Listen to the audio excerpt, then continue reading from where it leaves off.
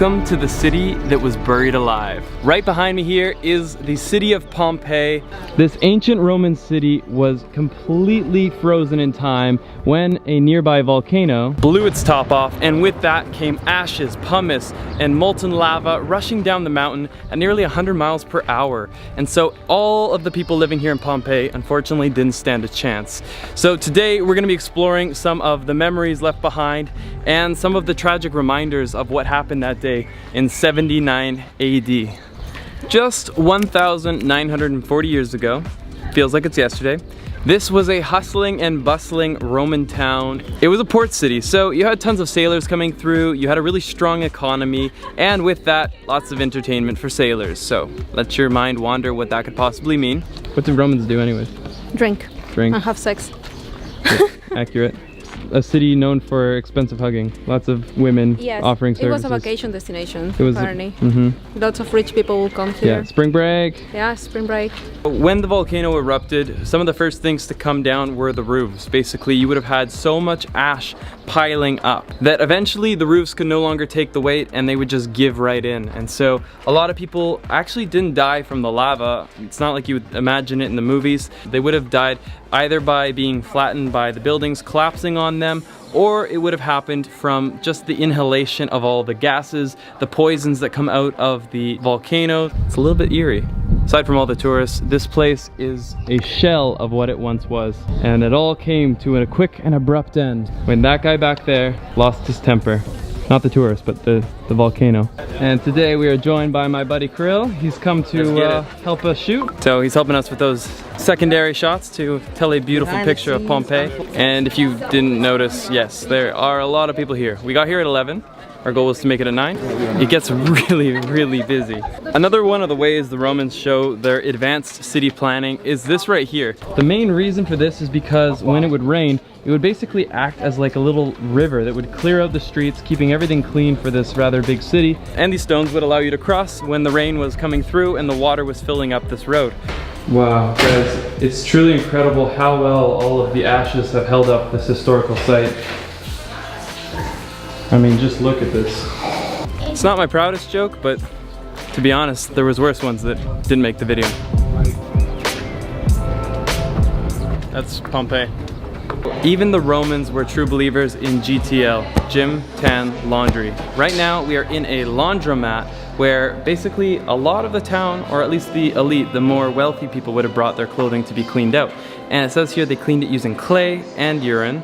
Questionable cleaning products, but I guess you had a limited selection back then. It's quite impressive because you still see so much detail all around us. Like you can see some of the paintings that were on the walls. Usually people didn't have much furniture inside their houses or like establishments like these ones, and that's why they will decorate the walls a lot with murals or graffitis, and that's why you see all those things there. Yeah. Guys, that's incredible. You can see the ancient cooking tools that they would have used, pots and pans. It's been going for years. It's shocking that the pots and pans from 1,940 years ago literally look identical to what I have in the kitchen. This is how you can see how beautiful some of the interior design was in the Roman ages. This right here was the home of one of the most influential people in all of Pompeii. And if you take a look here, you'll see the insane detailing from the floor. It's like a mosaic all the way to, well, there's a staircase over there bringing you up 2 floors. There's 3 stories in this building. And apparently Katy said this used to mean beware of dog. All right, where are my history freaks at? So, as I mentioned before, Pompeii, population of roughly 20,000. With that though, they had an amphitheater that could literally sit the entire city population. I wonder if they had concerts. Actually, Pink Floyd played here. I'm not joking. I'm actually serious.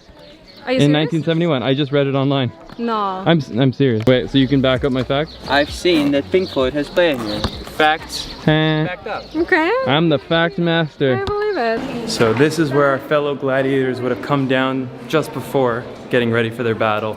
Through this tunnel here. You can only imagine, you'd come down here, you'd hear the crowds roaring.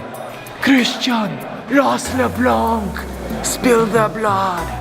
Are you not entertained? Hit that like button. No, slay that like button. It's actually the world's oldest stone building.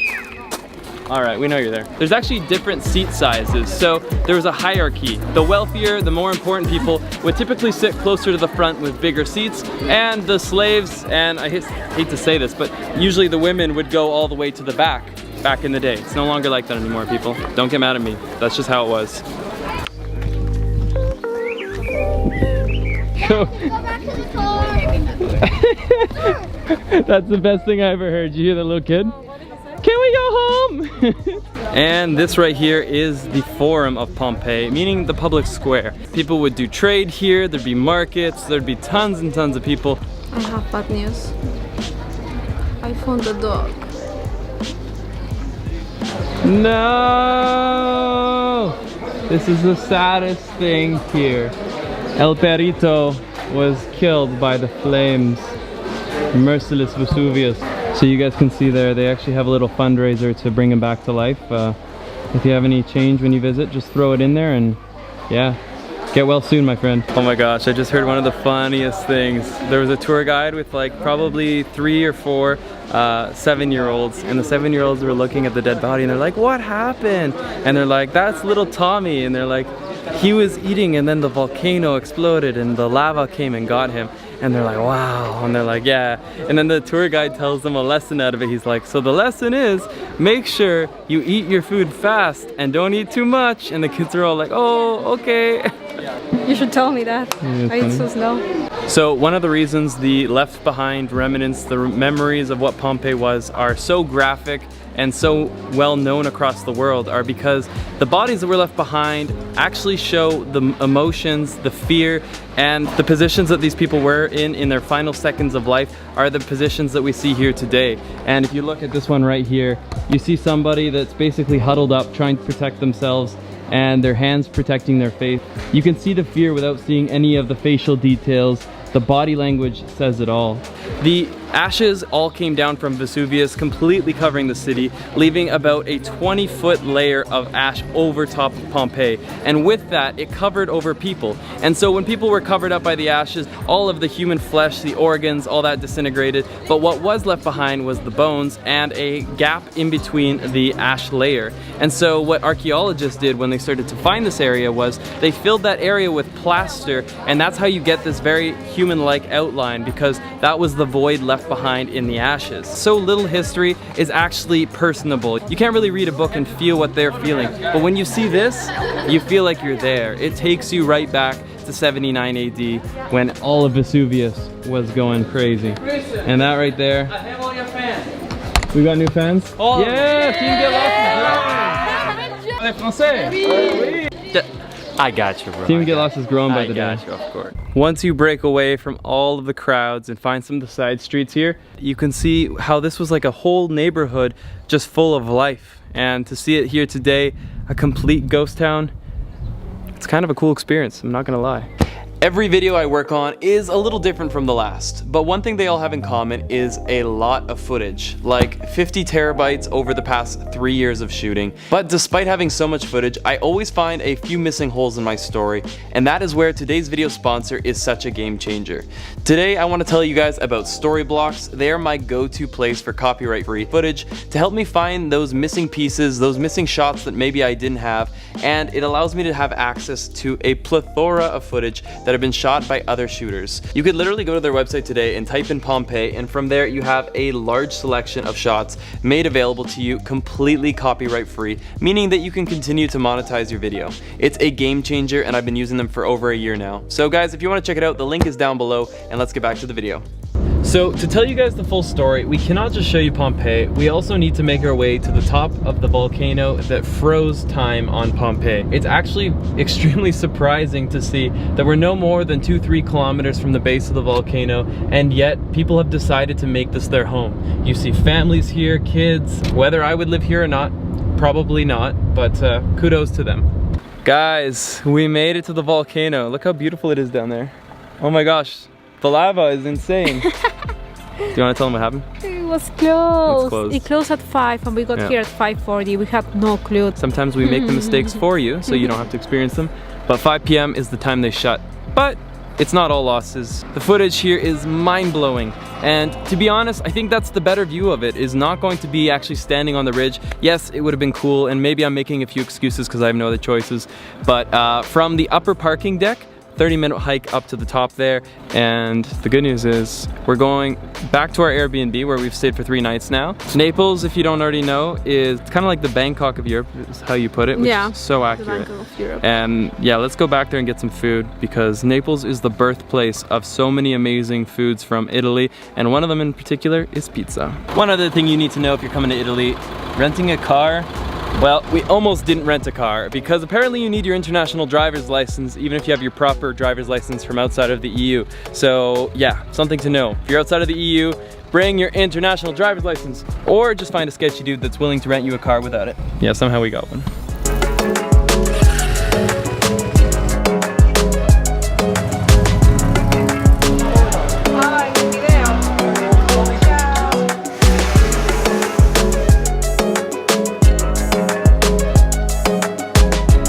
We are in Naples now, and this is apparently one of the most dangerous cities in all of Italy. We are definitely sensing the edginess to the city of Naples, but I want to show you one of the ways that you see some of the chaos, and it's how you park your car.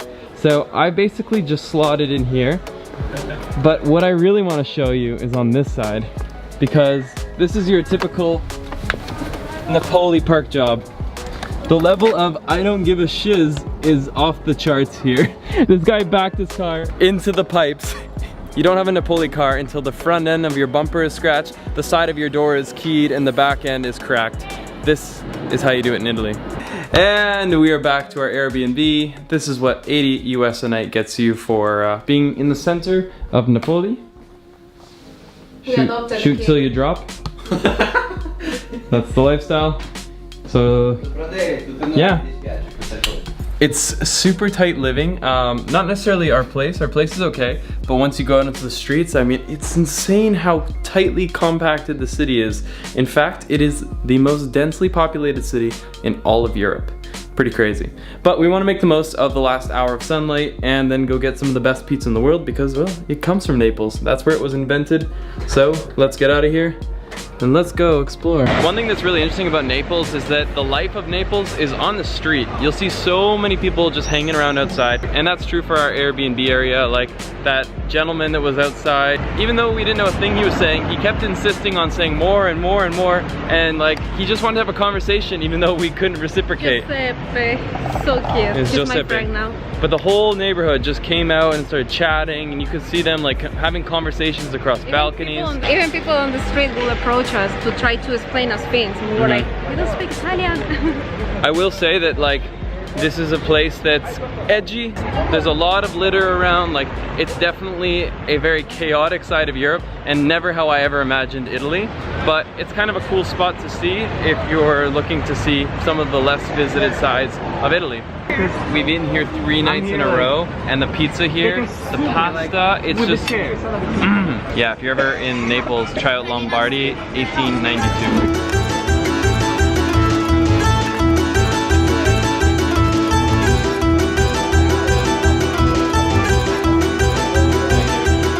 We got a pizza, we got the best spaghetti I've ever had. 8 euros, 7 euros, and both of them are exquisite.